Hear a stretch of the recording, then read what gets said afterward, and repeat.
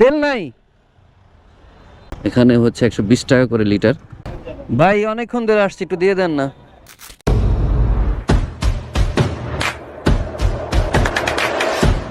Hello everyone, আসসালামু আলাইকুম, welcome to Walid the traveller. আপনারা জানেন যে হরমুজ পদ্ধতি বন্ধ করে দিছে।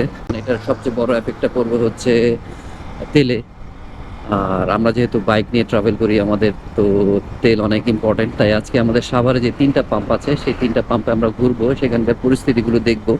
তারা আদৌ কি ফুল ট্যাঙ্কি দেয় কিনা আমাদেরকে, বা কতটুকু করে তেল দিচ্ছে, সবকিছু আপনাদেরকে জানানোর চেষ্টা করব। সো চলেন।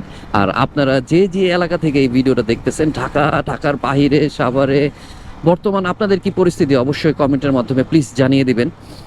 সো চলেন। আর আজকে হচ্ছে মার্চ মাসের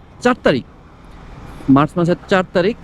আমি যতটুকু নিউজ পেয়েছি, বাংলাদেশে এখনও অকটেনের যে রিজার্ভ আছে, সেটা দিয়ে বাংলাদেশ এখনও প্রায় 28 থেকে 30 দিনের মতন সার্ভাইভ করতে পারবে।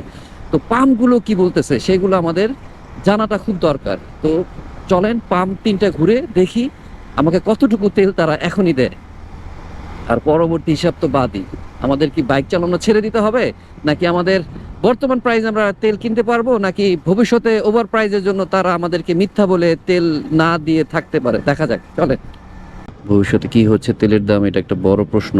দেখা যাক আজকে কত করে লিটার কেনা যায় এবং সামনে কত করে আমাদের লিটার কিনতে হচ্ছে, এটা এখন বড় প্রশ্ন। তেল নিয়ে একটা সিন্ডিকেট শুরু হয়ে গেছে। এখন এখানে 200 টাকার নিচে 200 টাকার উপরে তেল দিবে না। মানে এখন ইস্যু হইতেছে পাম্পের পাইপে বলে হাওয়া ঢুকে যায়, হ্যান ত্যান হাবি যাবি সব কাহিনী শুরু করছে। দেখি আমরা একটা পাম্পে যায় ফুল দেয় কিনা, নাকি তাদেরটাও হাওয়া ঢুকে, দেখার আছে। মেসার্স আফজাল ফিলিং স্টেশনে চলে আসছি, তারা কি বলে।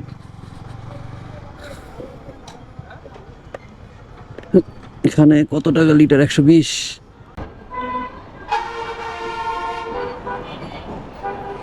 ফুল করে দাও ভাইয়া। কেন? দাঁড়ো 100 দেওয়া যাবে না। 100 কেন? হ্যাঁ, তেল নাই। আজকে 4 তারিখ, আজকে শুরু হয়ে গেছে, তেল নাই। ভালোই শুরু করছো। কি বুঝলেন? আজকে হচ্ছে মার্চ মাসের 4 তারিখ, আজকে তেল নাই 100, ওইটাই হচ্ছে 300। এবার আরেকটা যাই সাভারে, দেখি রেডিও কলোনি, তাদেরটার কি অবস্থা দেখি। সো আমরা চলে আসছি সাভার রেডিও কলোনিতে কি অবস্থা তেলের, কি বলতেছে তারা, সবকিছুই জানবো, অবশ্যই জানবো। এখানে হচ্ছে 120 টাকা করে লিটার, সব জায়গাতে 120 টাকা, বাট দিচ্ছে কতটুকু, এটা হচ্ছে বড় কথা।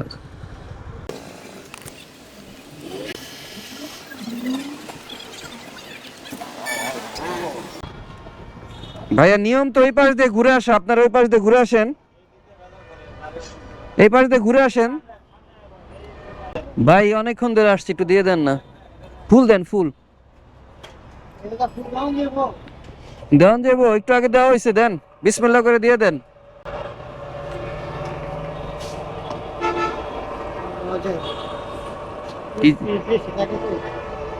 হাওয়ায় কি লস?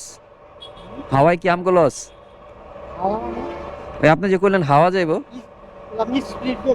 ও আচ্ছা, হাওয়া যাওয়ার সিস্টেম কেমন? না ওই যে ওই পাশে এক পাম্পে কইলো যে হাওয়া যায় লেগে 200 টাকার বেশি দেওয়া যাবে না। ওই যে একটা বুঝ দিল আর কি।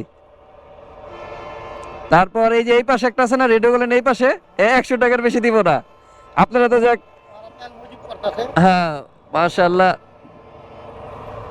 ই করে এই আর হইছে আর দিয়েন না, পরে যাবো পরে। যাক আপনারা মজুদ আপনারা করবেন না, বেচে নেন না। এখনই সিন্ডিকেট শুরু করে দিছে। কত কাকা? 1000। 1070 টাকা। 1000 এলে তো ডরাই গেছে আমি, কিন্তু 2000 টাকা কই থেকে হইলো?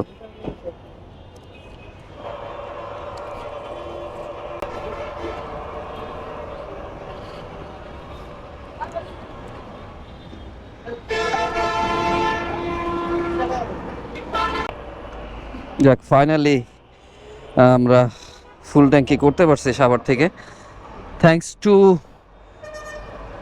সাহারা ফিলিং স্টেশন, যে তারা এখনো দিচ্ছে, মানে এখনো দেখা যায়। সবাইকে যে খারাপ বলবো তা বলা যাবে না, বাংলাদেশে সব ব্যবসায়ী বা যারাই আছে ব্যক্তিগতভাবে ভালো আছে, খারাপও আছে। তো আপাতত চলে যাই, এখন অনেক হিসাব করে বাইক চালাইতে হবে যে অবস্থা। আরে ভাই, মানে এক্সট্রা লাভ করার দরকারটা কি? আপনাদের তো একটা প্রফিট মার্জিন থাকে, সারা বছর তো ব্যবসা করতেছেনই, সংকটের সময় যদি এই জিনিসগুলো আপনারা আরো সংকট সৃষ্টি করে দেন, সাধারণ মানুষ কোথায় যাবে? দিন শেষে আমরা যারা তেল নিচ্ছি আপনাদের কাছ থেকে, আমাদের জন্য আপনাদের ব্যবসা টিকে রয়েছে, আপনাদের জন্য আমরা তেল নিয়ে চলতে পারতেছি। ওরে বাবার, মামলা দিতেছি নাকি? এই জিনিসগুলো মাথায় রেখেই চলা দরকার। সো তেলের আপডেট নিয়ে এই ছিল আমার সংক্ষিপ্ত ভিডিও। ভালো থাকবেন, আসসালামু আলাইকুম।